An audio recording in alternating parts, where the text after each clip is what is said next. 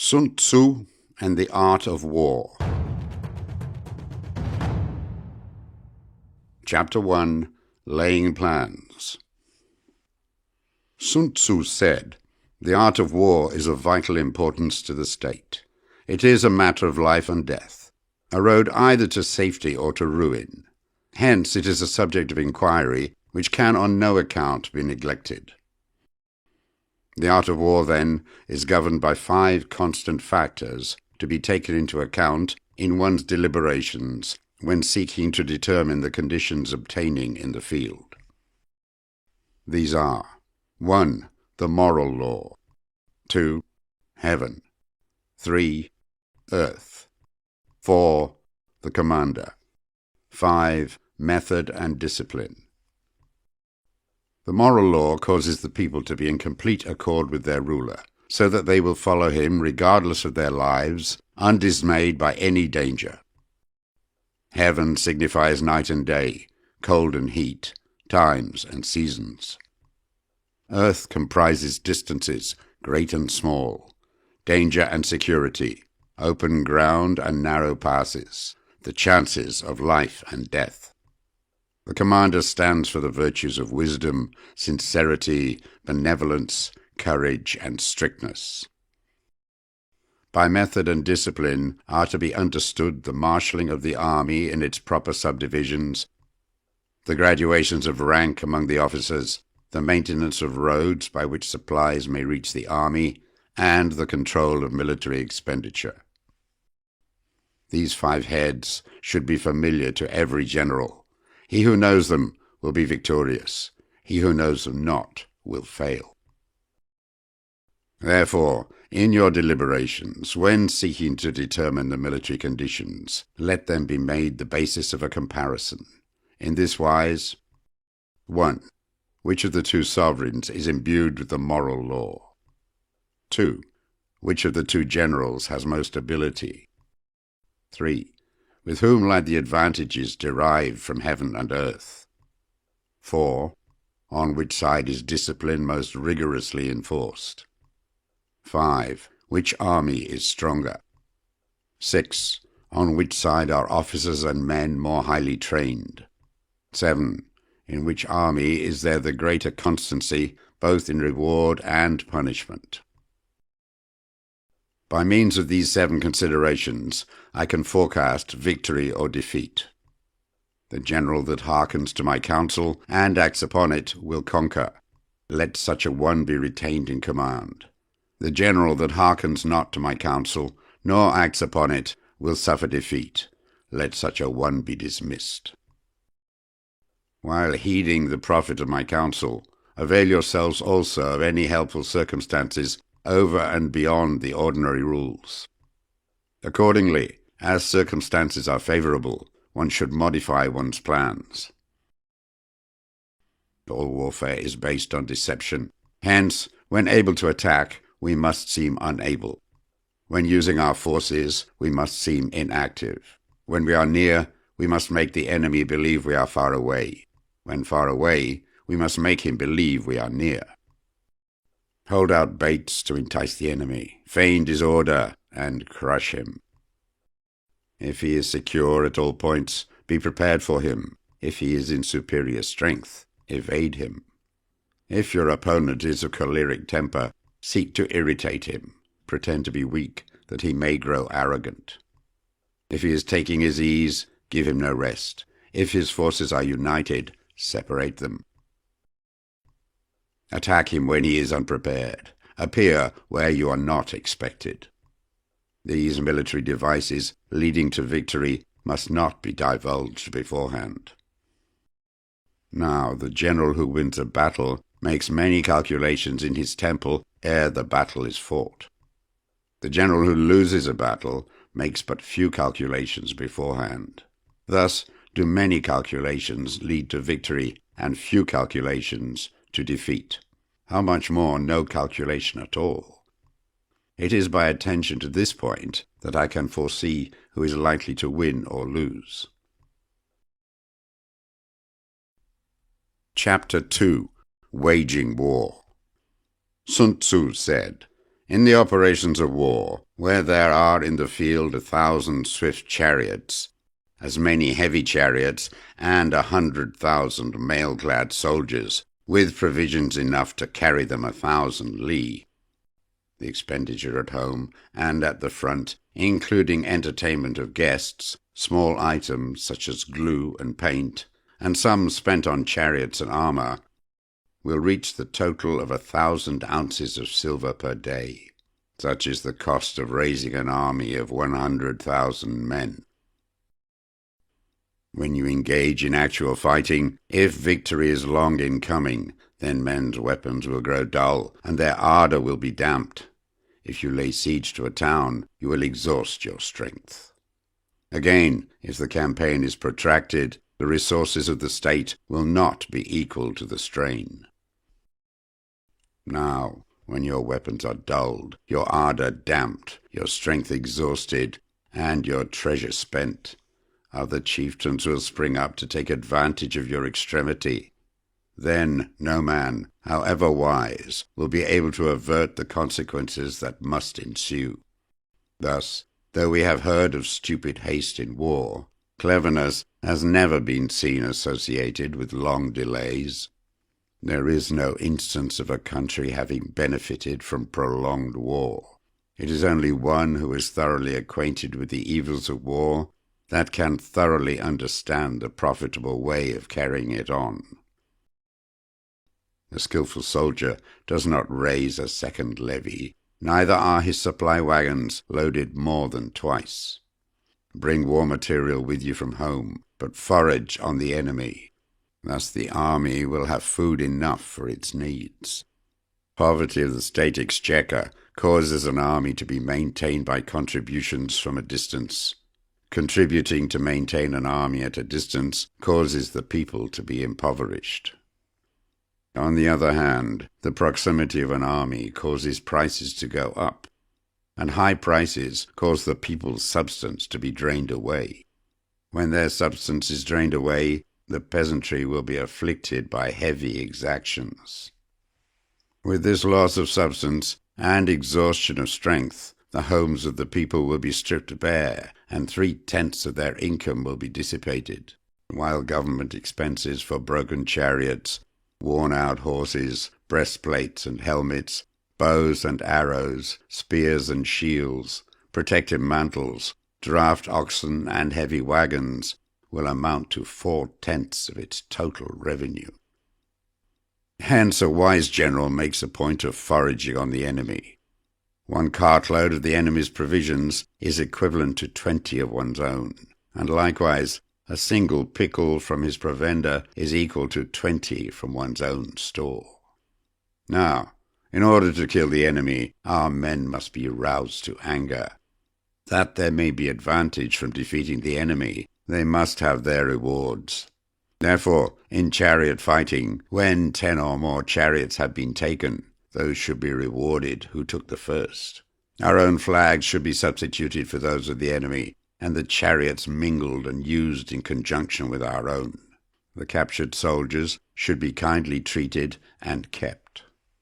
This is called using the conquered foe to augment one's own strength. In war, then, let your great object be victory, not lengthy campaigns. Thus it may be known that the leader of armies is the arbiter of the people's fate, the man on whom it depends whether the nation shall be in peace or in peril. Chapter 3. Attack by Stratagem. Sun Tzu said, "In the practical art of war, the best thing of all is to take the enemy's country whole and intact. To shatter and destroy it is not so good. So, too, it is better to recapture an army entire than to destroy it, to capture a regiment, a detachment, or a company entire than to destroy them. Hence, to fight and conquer in all your battles is not supreme excellence. Supreme excellence consists in breaking the enemy's resistance without fighting." Thus, the highest form of generalship is to balk the enemy's plans. The next best is to prevent the junction of the enemy's forces. The next in order is to attack the enemy's army in the field, and the worst policy of all is to besiege walled cities. The rule is not to besiege walled cities if it can possibly be avoided. The preparation of mantlets, movable shelters, and various implements of war will take up 3 whole months, and the piling up of mounds over against the walls will take 3 months more. The general, unable to control his irritation, will launch his men to the assault like swarming ants, with the result that 1/3 of his men are slain, while the town still remains untaken. Such are the disastrous effects of a siege. Therefore, the skilled leader subdues the enemy's troops without any fighting. He captures their cities without laying siege to them. He overthrows their kingdom without lengthy operations in the field. With his forces intact, he will dispute the mastery of the empire, and thus, without losing a man, his triumph will be complete. This is the method of attacking by stratagem. It is the rule in war, if our forces are 10 to the enemy's 1, to surround him; if 5 to 1, to attack him; if twice as numerous, to divide our army into 2. If equally matched, we can offer battle; if slightly inferior in numbers, we can avoid the enemy; if quite unequal in every way, we can flee from him. Hence, though an obstinate fight may be made by a small force, in the end it must be captured by the larger force. Now, the general is the bulwark of the state. If the bulwark is complete at all points, the state will be strong. If the bulwark is defective, the state will be weak. There are 3 ways in which a ruler can bring misfortune upon his army: by commanding the army to advance or to retreat, being ignorant of the fact that it cannot obey. This is called hobbling the army. By attempting to govern an army in the same way as he administers a kingdom, being ignorant of the conditions which obtain in an army. This causes restlessness in the soldiers' minds.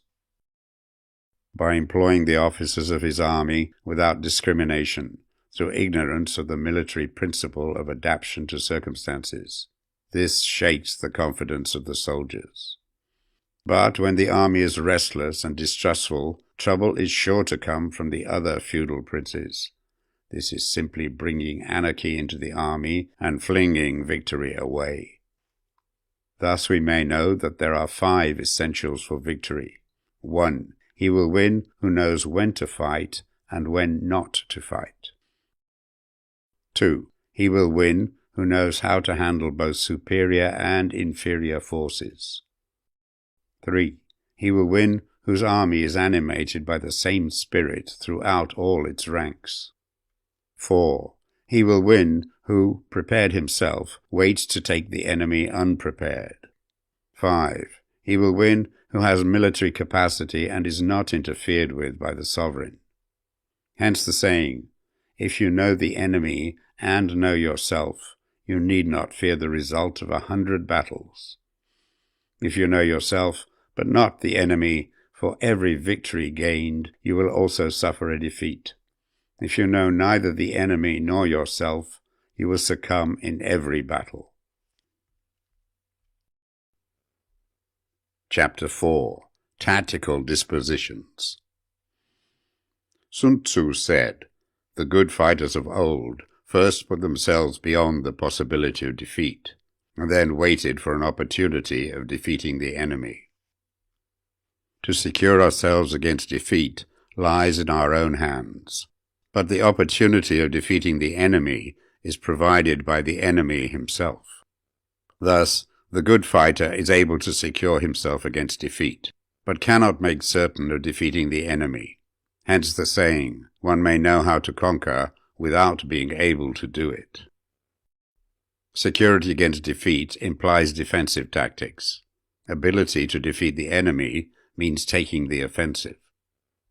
Standing on the defensive indicates insufficient strength, attacking a superabundance of strength. The general who is skilled in defense hides in the most secret recesses of the earth. He who is skilled in attack flashes forth from the topmost heights of heaven. Thus, on one hand, we have ability to protect ourselves. On the other, a victory that is complete. To see victory only when it is within the ken of the common herd is not the acme of excellence. Neither is it the acme of excellence if you fight and conquer, and the whole empire says, "Well done." To lift an autumn hair is no sign of great strength. To see the sun and moon is no sign of sharp sight. To hear the noise of thunder is no sign of a quick ear. What the ancients called a clever fighter is one who not only wins, but excels in winning with ease. Hence his victories bring him neither reputation for wisdom nor credit for courage. He wins his battles by making no mistakes. Making no mistakes is what establishes the certainty of victory, for it means conquering an enemy that is already defeated.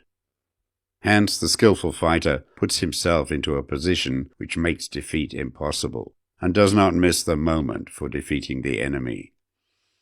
Thus it is that in war the victorious strategist only seeks battle after the victory has been won, whereas he who is destined to defeat first fights and afterwards looks for victory. The consummate leader cultivates the moral law and strictly adheres to method and discipline. Thus it is in his power to control success. In respect of military method, we have, firstly, measurement, secondly, estimation of quantity, thirdly, calculation, fourthly, balancing of chances, fifthly, victory.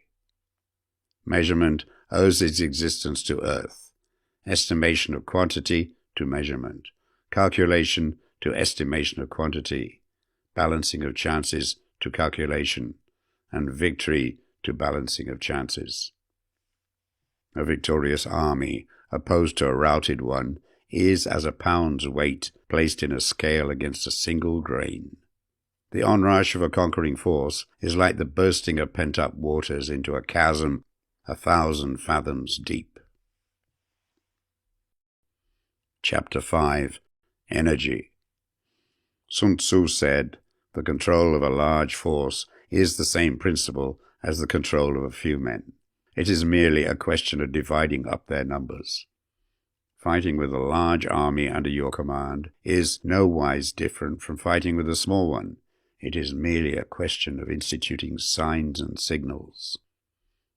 To ensure that your whole host may withstand the brunt of the enemy's attack and remain unshaken, this is effected by maneuvers direct and indirect. That the impact of your army may be like a grindstone dashed against an egg, this is effected by the science of weak points and strong. In all fighting, the direct method may be used for joining battle, but indirect methods will be needed in order to secure victory. Indirect tactics, efficiently applied, are inexhaustible as heaven and earth, unending as the flow of rivers and streams. Like the sun and moon, they end, but to begin anew. Like the 4 seasons, they pass away to return once more. There are not more than 5 musical notes, yet the combinations of these 5 give rise to more melodies than can ever be heard.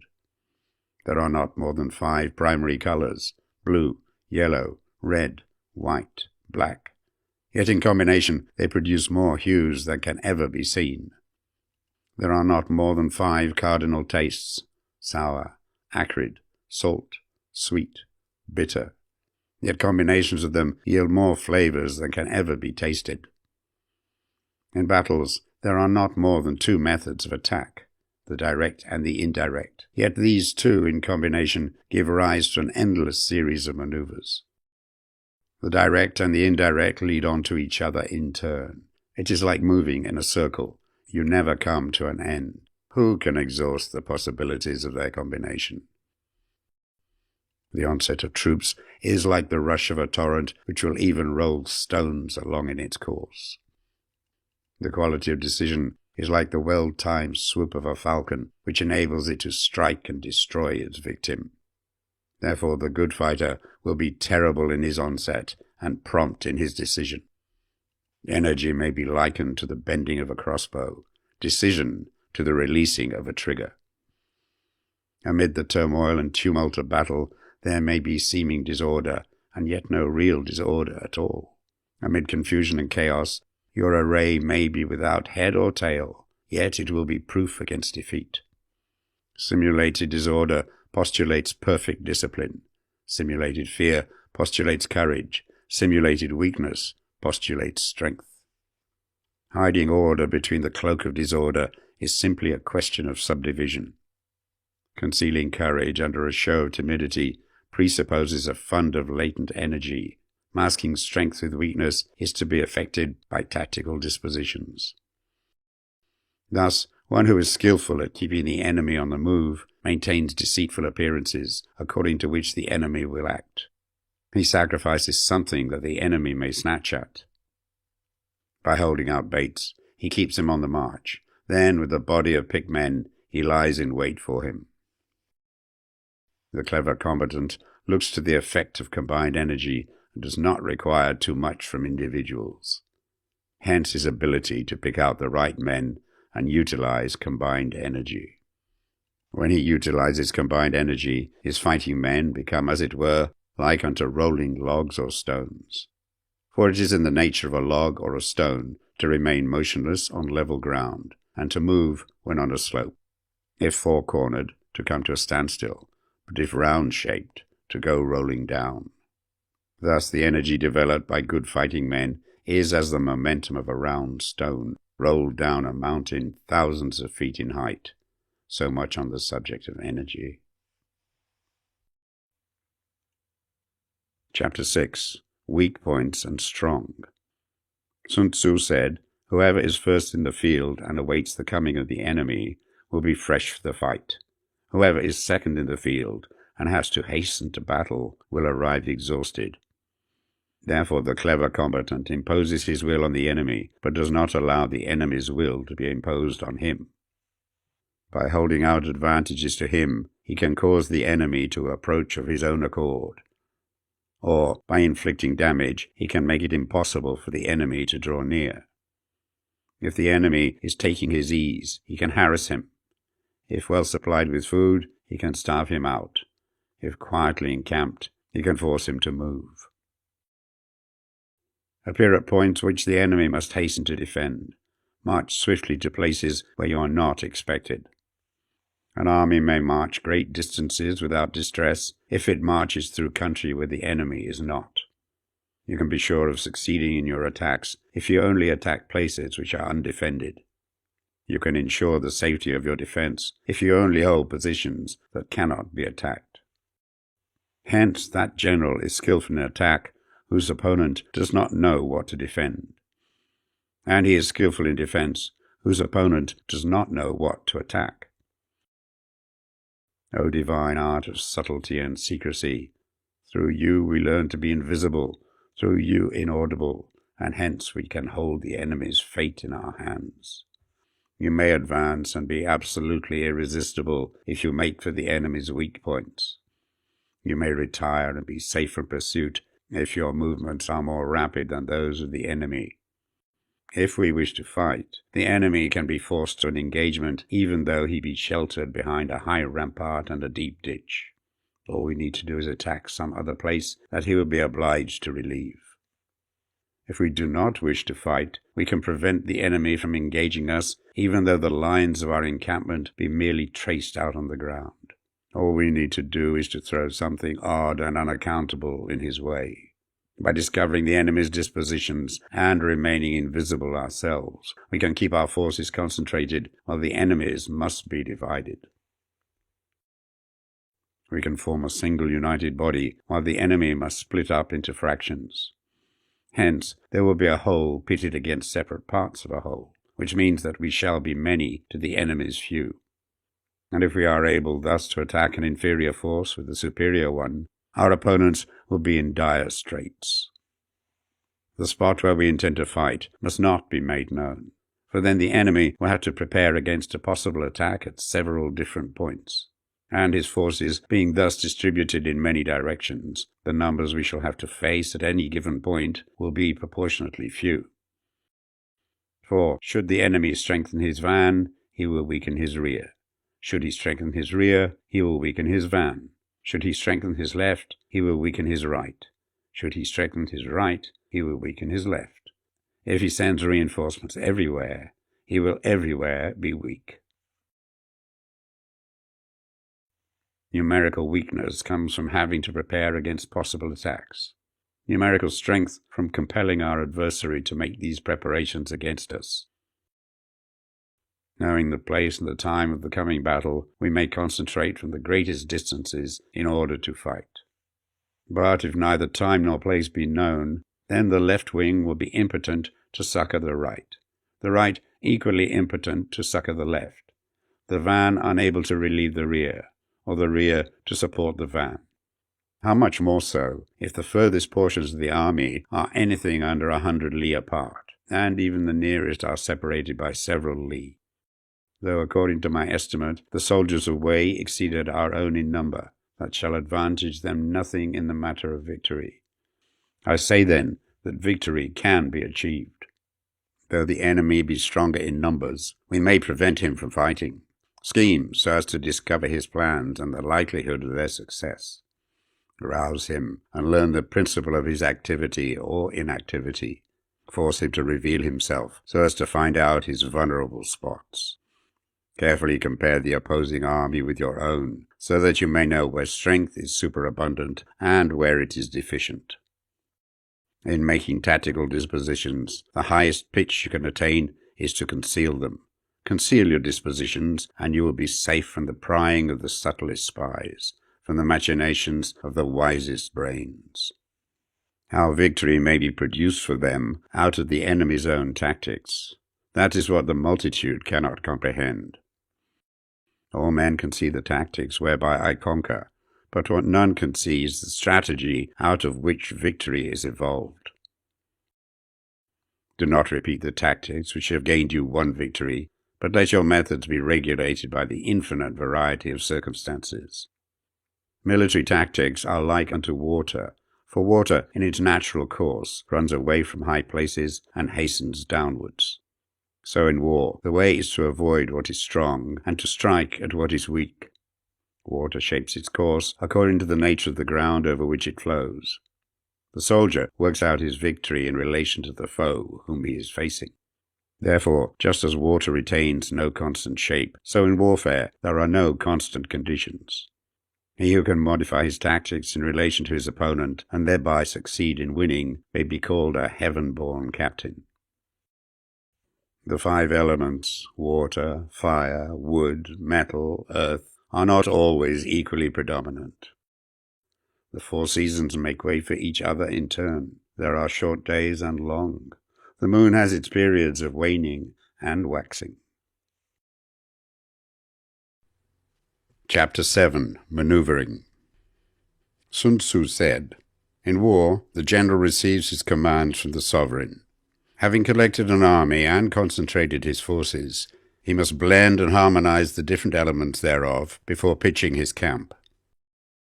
After that comes tactical maneuvering, than which there is nothing more difficult.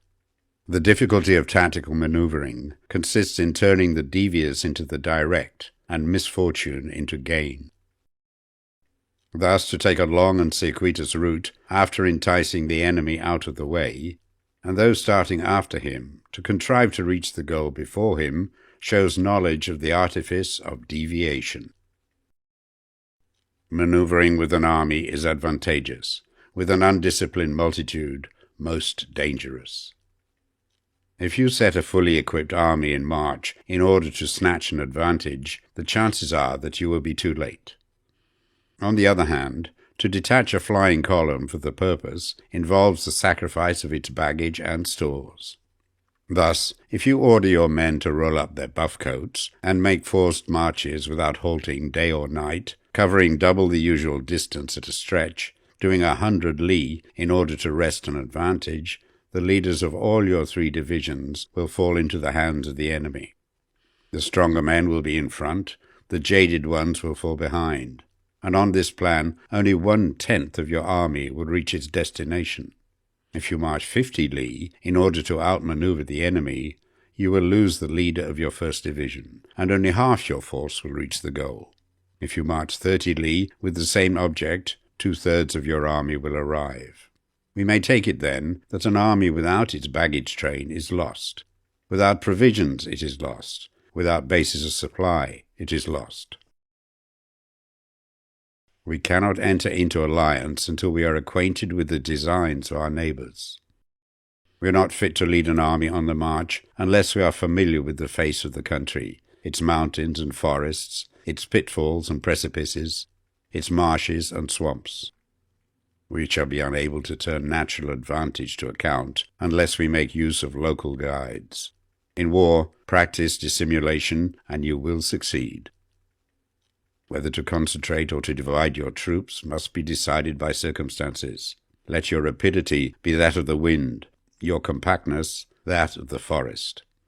In raiding and plundering, be like fire. Immovability is like a mountain. Let your plans be dark and impenetrable as night, and when you move, fall like a thunderbolt. When you plunder a countryside, let the spoil be divided amongst your men. When you capture new territory, cut it up into allotments for the benefit of the soldiery.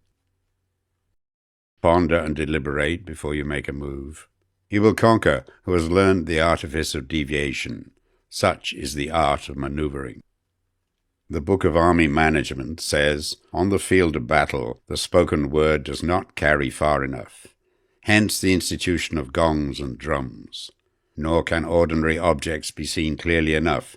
Hence the institution of banners and flags. Gongs and drums, banners and flags are means whereby the ears and eyes of the host may be focused on one particular point.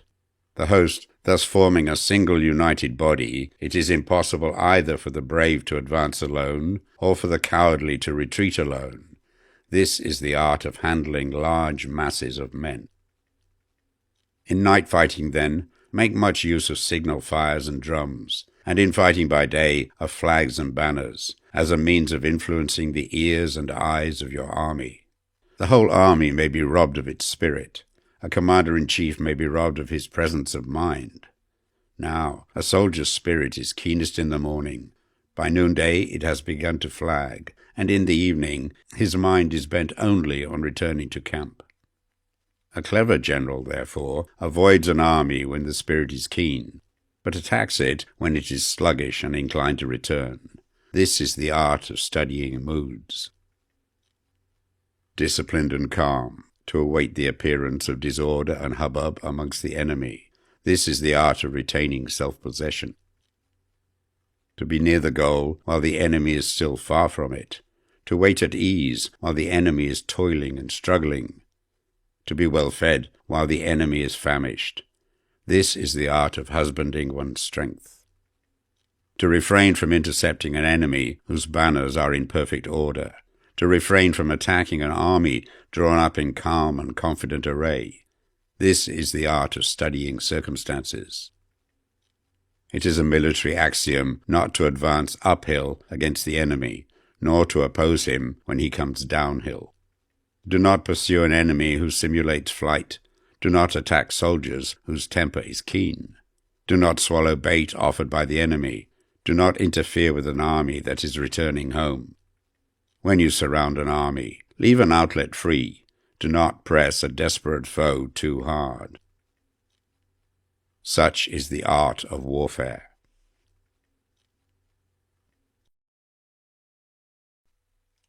Chapter 8.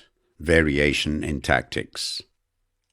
Sun Tzu said, in war, the general receives his commands from the sovereign, collects his army, and concentrates his forces.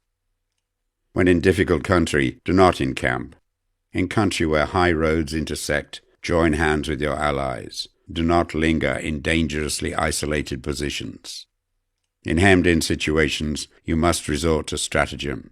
In desperate position, you must fight.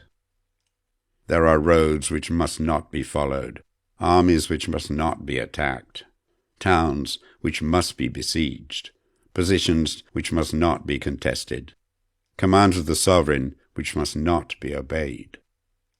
The general who thoroughly understands the advantages that accompany variation of tactics knows how to handle his troops. The general who does not understand these may be well acquainted with the configuration of the country, yet he will not be able to turn his knowledge to practical account. So, the student of war who is unversed in the art of war of varying his plans, even though he be acquainted with the 5 advantages, will fail to make the best use of his men. Hence, in the wise leader's plans, considerations of advantage and of disadvantage will be blended together. If our expectation of advantage be tempered in this way, we may succeed in accomplishing the essential part of our schemes. If, on the other hand, in the midst of difficulties, we are always ready to seize an advantage, we may extricate ourselves from misfortune. Reduce the hostile chiefs by inflicting damage on them, and make trouble for them, and keep them constantly engaged. Hold out specious allurements, and make them rush to any given point. The art of war teaches us to rely not on the likelihood of the enemy's not coming, but on our own readiness to receive him, not on the chance of his not attacking, but rather on the fact that we have made our position unassailable. There are 5 dangerous faults which may affect a general. 1. Recklessness, which leads to destruction. 2. Cowardice, which leads to capture. 3. A hasty temper, which can be provoked by insults. 4. A delicacy of honor, which is sensitive to shame. 5. Over-solicitude for his men, which exposes him to worry and trouble. These are the 5 besetting sins of a general, ruinous to the conduct of war. When an army is overthrown and its leader slain, the cause will surely be found among these 5 dangerous faults. Let them be subject of meditation. Chapter 9. The Army on the March. Sun Tzu said, "We come now to the question of encamping the army and observing signs of the enemy. Pass quickly over mountains and keep in the neighborhood of valleys. Camp in high places, facing the sun. Do not climb heights in order to fight. So much for mountain warfare. After crossing a river, you should get far away from it. When an invading force crosses a river in its onward march, do not advance to meet it midstream. It will be best to let half the army get across and then deliver your attack. If you are anxious to fight, you should not go to meet the invader near a river which he has to cross. Moor your craft higher up than the enemy and facing the sun. Do not move upstream to meet the enemy. So much for river warfare. In crossing salt marshes, your sole concern should be to get over them quickly without any delay. If forced to fight in a salt marsh, you should have water and grass near you and get your back to a clump of trees. So much for operations in salt marshes. In dry, level country, take up an easily accessible position with rising ground to your right and on your rear, so that the danger may be in front and safety lie behind. So much for campaigning in flat country. These are 4 useful branches of military knowledge which enabled the Yellow Emperor to vanquish 4 several sovereigns. All armies prefer high ground to low and sunny places to dark. If you are careful with your men and camp on hard ground, the army will be free from disease of every kind, and this will spell victory. When you come to a hill or a bank, occupy the sunny side, with the slope on your right rear. Thus, you will at once act for the benefit of your soldiers and utilize the natural advantages of the ground. When, in consequence of heavy rains up country, a river which you wish to ford is swollen and flecked with foam, you must wait till it subsides. Country in which there are precipitous cliffs with torrents running between, deep natural hollows, confined places, tangled thickets, quagmires and crevices, should be left with all possible speed and not approached. While we keep away from such places, we should get the enemy to approach them. While we face them, we should let the enemy have them on its rear. If in the neighborhood of your camp there should be any hilly country, ponds surrounded by aquatic grass, hollow basins filled with reeds, or woods with thick undergrowth, they must be carefully routed out and searched, for these are places where men in ambush or insidious spies are likely to be lurking. When the enemy is close at hand and remains quiet, he is relying on the natural strength of his position.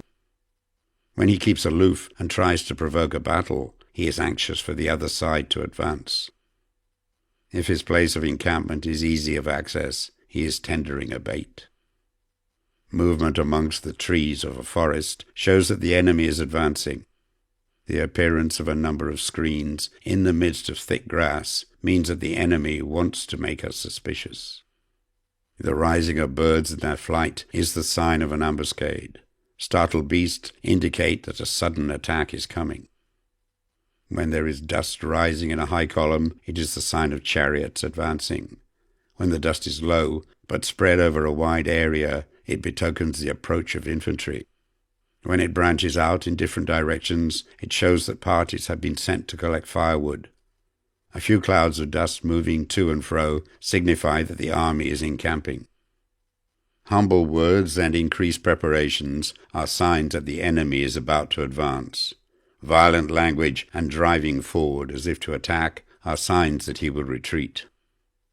When the light chariots come out first and take up a position on the wings, it is a sign that the enemy is forming for battle.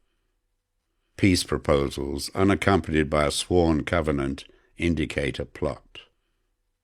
When there is much running about and the soldiers fall into rank, it means that the critical moment has come. When some are seen advancing and some retreating, it is a lure. When the soldiers stand leaning on their spears, they are faint from want of food. If those who are sent to draw water begin by drinking themselves, the army is suffering from thirst. If the enemy sees an advantage to be gained and makes no effort to secure it, the soldiers are exhausted. If birds gather on any spot, it is unoccupied. Clamour by night betokens nervousness. If there is a disturbance in the camp, the general's authority is weak. If the banners and flags are shifted about, sedition is afoot. If the officers are angry, it means the men are weary. When an army feeds its horses with grain and kills its cattle for food, and when the men do not hang their cooking pots over the campfires, showing that they will not return to their tents, you may know that they are determined to fight to the death. The sign of men whispering together in small knots or speaking in subdued tones points to disaffection amongst the rank and file. Too frequent rewards signify that the enemy is at the end of his resources. Too many punishments betray a condition of dire distress. To begin by bluster, but afterwards to take fright at the enemy's numbers, shows a supreme lack of intelligence. When envoys are sent with compliments in their mouths, it is a sign that the enemy wishes for a truce. If the enemy's troops march up angrily and remain facing ours for a long time without either joining battle or taking themselves off again, the situation is one that demands great vigilance and circumspection.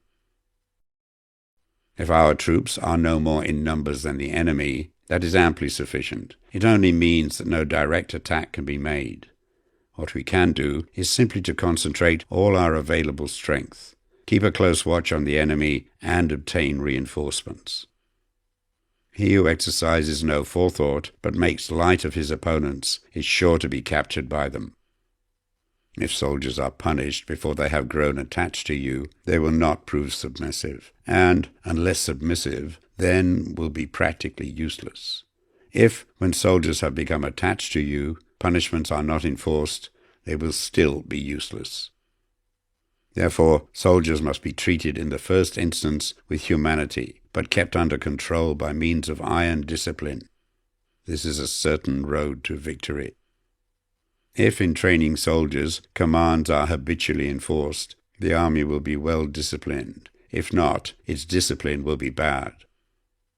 If a general shows confidence in his men, but always insists on his orders being obeyed, the gain will be mutual. Chapter 10. Terrain. Sun Tzu said, we may distinguish 6 kinds of terrain, to wit: 1. Accessible ground. 2. Entangling ground.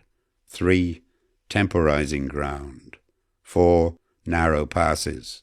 5. Precipitous heights. 6. Positions at a great distance from the enemy. Ground which can be freely traversed by both sides is called accessible. With regard to ground of this nature, be before the enemy in occupying the raised and sunny spots, and carefully guard your line of supplies. Then you will be able to fight with advantage. Ground which can be abandoned but is hard to reoccupy is called entangling. From a position of this sort, if the enemy is unprepared, you may sally forth and defeat him. But if the enemy is prepared for your coming, and you fail to defeat him, then, return being impossible, disasters will ensue. When the position is such that neither side will gain by making the first move, it is called temporizing ground. In a position of this sort, even though the enemy should offer us an attractive bait, it will be advisable not to stir forth, but rather to retreat, thus enticing the enemy in his turn. Then, when part of his army has come out, we may deliver our attack with advantage. With regard to narrow passes, if you can occupy them first, let them be strongly garrisoned and await the advent of the enemy. Should the army forestall you in occupying a pass, do not go after him if the pass is fully garrisoned, but only if it is weakly garrisoned. With regard to precipitous heights, if you are beforehand with your adversary, you should occupy the raised and sunny spots, and there wait for him to come up. If the enemy has occupied them before you, do not follow him, but retreat and try to entice him away. If you are situated at a great distance from the enemy, and the strength of the 2 armies is equal, it is not easy to provoke a battle, and fighting will be to your disadvantage. These 6 are the principles connected with earth. The general who has attained a responsible post must be careful to study them. Now an army is exposed to 6 several calamities not arising from natural causes, but from faults for which the general is responsible. These are: 1. Flight. 2. Insubordination. 3. Collapse. 4. Ruin. 5. Disorganization. 6. Rout. Other conditions being equal, if one force is hurled against another 10 times its size, the result will be the flight of the former. When the common soldiers are too strong and their officers too weak, the result is insubordination. When the officers are too strong and the common soldiers too weak, the result is collapse. When the higher officers are angry and insubordinate, and on meeting the enemy give battle on their own account from a feeling of resentment, before the commander-in-chief can tell whether or no he is in a position to fight, the result is ruin. When the general is weak and without authority, when his orders are not clear and distinct, when there are no fixed duties assigned to officers and men, and the ranks are formed in a slovenly, haphazard manner, the result is utter disorganization. When a general, unable to estimate the enemy's strength, allows an inferior force to engage a larger one, or hurls a weak detachment against a powerful one, and neglects to place picked soldiers in the front rank, the result must be rout. There are 6 ways of courting defeat, which must be carefully noted by the general who has attained a responsible post. The natural formation of the country is the soldier's best ally, but a power of estimating the adversary, of controlling the forces of victory, and of shrewdly calculating difficulties, dangers, and distances constitutes the test of a great general. He who knows these things, and in fighting puts his knowledge into practice, will win his battles. He who knows them not, nor practices them, will surely be defeated. If fighting is sure to result in victory, then you must fight, even though the ruler forbid it. If fighting will not result in victory, then you must not fight, even at the ruler's bidding. the general who advances without coveting fame and retreats without fearing disgrace, whose only thought is to protect his country and do good service for his sovereign, is the jewel of the kingdom. Regard your soldiers as your children, and they will follow you into the deepest valleys. Look upon them as your own beloved sons, and they will stand by you even unto death. If, however, you are indulgent, but unable to make your authority felt, kind-hearted, but unable to enforce your commands, and incapable, moreover, of quelling disorder, then your soldiers must be likened to spoilt children. They are useless for any practical purpose. If we know that our own men are in a condition to attack, but are unaware that the enemy is not open to attack, we have gone only halfway towards victory. If we know that the enemy is open to attack, but are unaware that our own men are not in a condition to attack, we have only gone halfway towards victory. If we know that the enemy is open to attack, and also know that our men are in a condition to attack, but are unaware that the nature of the ground makes fighting impracticable, we have still gone only halfway towards victory. Hence the experienced soldier, once in motion, is never bewildered. Once he has broken camp, he is never at a loss. Hence the saying, if you know the enemy and know yourself, your victory will not stand in doubt. If you know heaven and know earth, you may make your victory complete. Chapter 11. The 9 Situations. Sun Tzu said, "The art of war recognizes 9 varieties of ground. 1. Dispersive ground. 2. Facile ground. 3. Contentious ground. 4. Open ground. 5. Ground of intersecting highways. 6. Serious ground. 7. Difficult ground. 8. Hemmed-in ground. 9. Desperate ground." When a chieftain is fighting in his own territory, it is dispersive ground. When he has penetrated into hostile territory, but to no great distance, it is facile ground. Ground the possession of which imports great advantage to either side is contentious ground. Ground on which each side has liberty of movement is open ground. Ground which forms the key to 3 contiguous states, so that he who occupies it first has most of the empire at his command, is a ground of intersecting highways. When an army has penetrated into the heart of a hostile country, leaving a number of fortified cities in its rear, it is serious ground. Mountain forests, rugged steeps, marshes and fens, all country that is hard to traverse, this is difficult ground. Ground which is reached through narrow gorges, and from which we can only retire by tortuous paths, so that a small number of the enemy would suffice to crush a large body of our men. This is hemmed-in ground. Ground on which we can only be saved from destruction by fighting without delay is desperate ground. On dispersive ground, therefore, fight not. On facile ground, halt not. On contentious ground, attack not. On open ground, do not try to block the enemy's way. On the ground of intersecting highways, join hands with your allies. On serious ground, gather in plunder. In difficult ground, keep steadily on the march. On hemmed-in ground, resort to stratagem. On desperate ground, fight. Those who were called skillful leaders of old knew how to drive a wedge between the enemy's front and rear, to prevent cooperation between his large and small divisions, to hinder the good troops from rescuing the bad, the officers from rallying their men. When the enemy's men were united, they managed to keep them in disorder. When it was to their advantage, they made a forward move. When otherwise, they stopped still.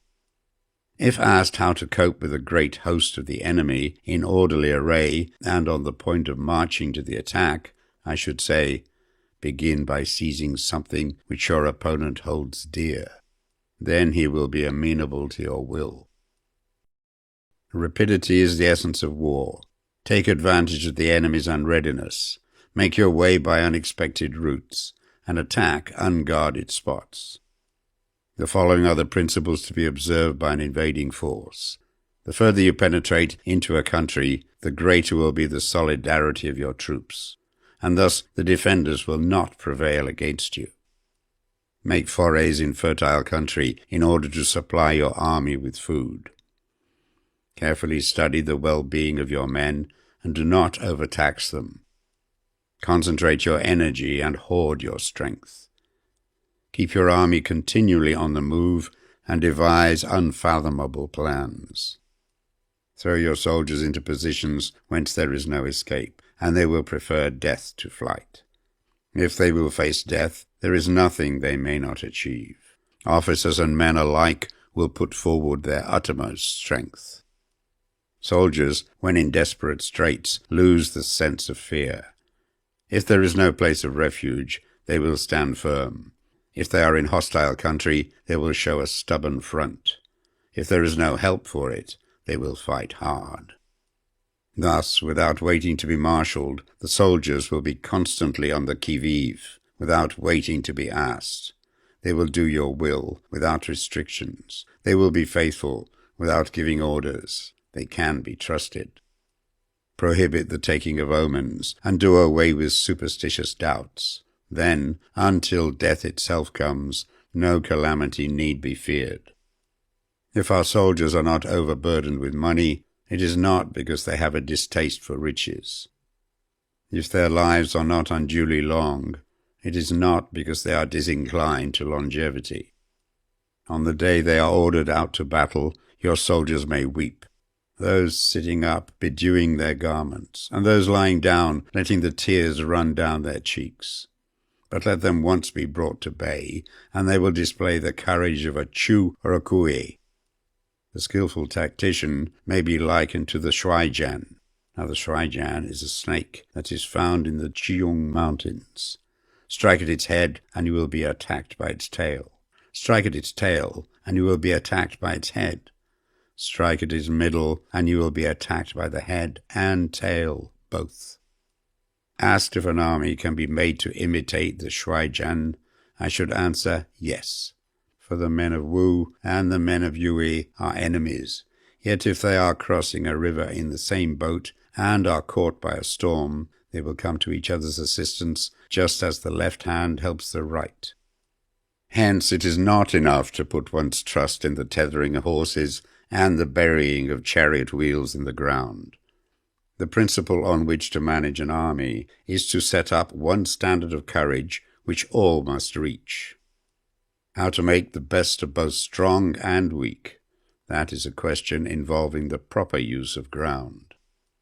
Thus, the skilful general conducts his army just as though he were leading a single man, willy-nilly, by the hand. It is the business of a general to be quiet and thus ensure secrecy, upright and just, and thus maintain order. He must be able to mystify his officers and men by false reports and appearances, and thus keep them in total ignorance. By altering his arrangements and changing his plans, he keeps the enemy without definite knowledge. By shifting his camp and taking circuitous routes, he prevents the enemy from anticipating his purpose. At the critical moment, the leader of an army acts like one who has climbed up a height and then kicks away the ladder behind him. He carries his men deep into hostile territory before he shows his hand. He burns his boats and breaks his cooking pots.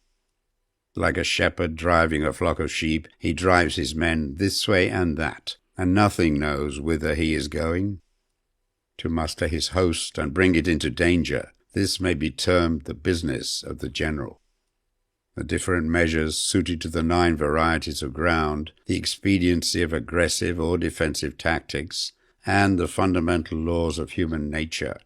These are things that must most certainly be studied. When invading hostile territory, the general principle is that penetrating deeply brings cohesion. Penetrating but a short way means dispersion. When you leave your own country behind and take your army across neighborhood territory, you find yourself on critical ground. Where there are means of communication on all four sides, the ground is one of intersecting highways. When you penetrate deeply into a country, it is serious ground. When you penetrate but a little way, it is facile ground. When you have your enemy's strongholds on your rear and narrow passes in front, it is hemmed-in ground. When there is no place of refuge at all, it is desperate ground. Therefore, on dispersive ground, I would inspire my men with unity of purpose. On facile ground, I would see that there is close connection between all parts of my army. On contentious ground, I would hurry up my rear. On open ground, I would keep a vigilant eye on my defences. On ground of intersecting highways, I would consolidate my alliances. On serious ground, I would try to ensure a continuous stream of supplies. On difficult ground, I would keep pushing on along the road. On hemmed-in ground, I would block any way of retreat. On desperate ground, I would proclaim to my soldiers the hopelessness of saving their lives. For it is the soldier's disposition to offer an obstinate resistance when surrounded, to fight hard when he cannot help himself, and to obey promptly when he has fallen into danger. We cannot enter into alliance with the neighbouring princes until we are acquainted with their designs. We are not fit to lead an army on the march unless we are familiar with the face of the country, its mountains and forests, its pitfalls and precipices, its marshes and swamps. We shall be unable to turn natural advantages to account unless we make use of local guides. To be ignored of any one of the following 4 or 5 principles does not befit a warlike prince. When a warlike prince attacks a powerful state, his generalship shows itself in preventing the concentration of the enemy's forces. He overawes his opponents, and their allies are prevented from joining against him. Hence he does not strive to ally himself with all and sundry, nor does he foster the power of other states. He carries out his own secret designs, keeping his antagonists in awe. Thus he is able to capture their cities and overthrow their kingdoms. Bestow rewards without regard to rule. Issue orders without regard to previous arrangements, and you will be able to handle a whole army as though you had to do it with but a single man. Confront your soldiers with the deed itself. Never let them know your design. When the outlook is bright, bring it before their eyes, but tell them nothing when the situation is gloomy. Place your army in deadly peril, and it will survive. Plunge it into desperate straits, and it will come off in safety. For it is precisely when a force has fallen into harm's way that it is capable of striking a blow for victory. Success in warfare is gained by carefully accommodating ourselves to the enemy's purpose. By persistently hanging on to the enemy's flank, we shall succeed in the long run in killing the commander-in-chief. This is called ability to accomplish a thing by sheer cunning. On the day that you take up your command, block the frontier passes, destroy the official tallies, and stop the passage of all emissaries. Be stern in the council chamber so that you may control the situation. If the enemy leaves the door open, you must rush in. Forestall your opponent by seizing what he holds dear, and subtly contrive to time his arrival on the ground. Walk in the path defined by rule, and accommodate yourself to the enemy until you can fight a decisive battle. At first, then, exhibit the coyness of a maiden until the enemy gives you an opening. Afterwards, emulate the rapidity of a running hare, and it will be too late for the enemy to oppose you. Chapter 12. The Attack by Fire. Sun Tzu said, "There are 5 ways of attacking with fire. The first is to burn the soldiers in their camp. The second is to burn stores. The third is to burn baggage trains. The fourth is to burn arsenals and magazines. The fifth is to hurl dropping fire amongst the enemy.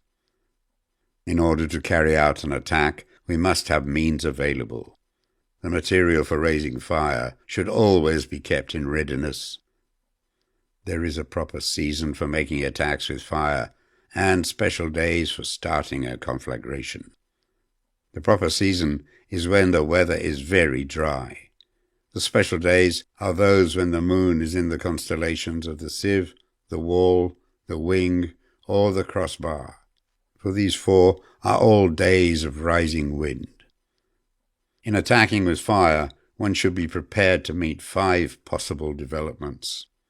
When fire breaks out inside the enemy's camp, respond at once with an attack from without. If there is an outbreak of fire, but the enemy's soldiers remain quiet, bide your time and do not attack. When the force of the flames has reached its height, follow up with an attack, if that is practicable. If not, stay where you are. If it is possible to make an assault with fire from without, do not wait for it to break out within, but deliver your attack at a favorable moment. When you start a fire, be to windward of it. Do not attack from the leeward. A wind that rises in the daytime lasts long, but the night breeze soon falls. In every army, the 5 developments connected with fire must be known, the movements of the stars calculated, and a watch kept for the proper days. Hence, those who use fire as an aid to the attack show intelligence. Those who use water as an aid to the attack gain an accession of strength. By means of water, an enemy may be intercepted, but not robbed of all his belongings. Unhappy is the fate of one who tries to win his battles and succeed in his attacks without cultivating the spirit of enterprise, for the result is a waste of time and general stagnation. Hence the saying, the enlightened ruler lays his plans well, the good general cultivates his resources. Move not until you see an advantage. Use not your troops unless there is something to be gained. Fight not unless the position is critical. No ruler should put troops into the field merely to gratify his own spleen. No general should fight a battle simply out of pique. If it is to your advantage, make a forward move. If not, stay where you are.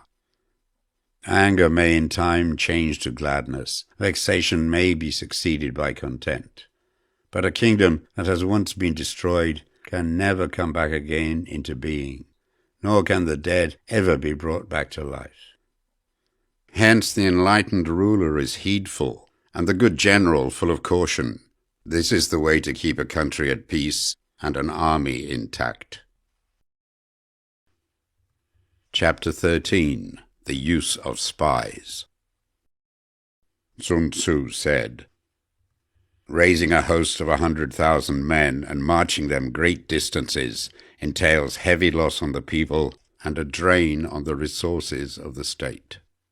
The daily expenditure will amount to 1,000 ounces of silver. There will be commotion at home and abroad, and men will drop down exhausted on the highways. As many as 700,000 families will be impeded in their labor. Hostile armies may face each other for years, striving for the victory which is decided in a single day. This being so, to remain in ignorance of the enemy's condition simply because one grudges the outlay of 100 ounces of silver in honors and emoluments is the height of inhumanity. One who acts thus is no leader of men, no present help to his sovereign, no master of victory. Thus, what enables the wise sovereign and the good general to strike and conquer and achieve things beyond the reach of ordinary men is foreknowledge. Now this foreknowledge cannot be elicited from spirits. It cannot be obtained inductively from experience, nor by any deductive calculation. Knowledge of the enemy's dispositions can only be obtained from other men. Hence the use of spies, of whom there are 5 classes. 1. Local spies. 2. Inward spies. 3. Converted spies. 4. Doomed spies. 5. Surviving spies. When these 5 kinds of spy are all at work, none can discover the secret system. This is called divine manipulation of the threads. It is the sovereign's most precious faculty. Having local spies means employing the services of the inhabitants of a district. Having inward spies, making use of officials of the enemy.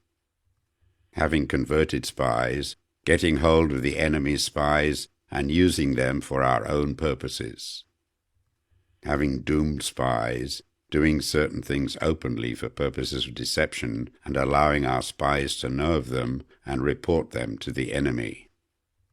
Surviving spies, finally, are those who bring back news from the enemy's camp. Hence it is that which none in the whole army are more intimate relations to be maintained than with spies. None should be more liberally rewarded. In no other business should greater secrecy be preserved. Spies cannot be usefully employed without a certain intuitive sagacity. They cannot be properly managed without benevolence and straightforwardness.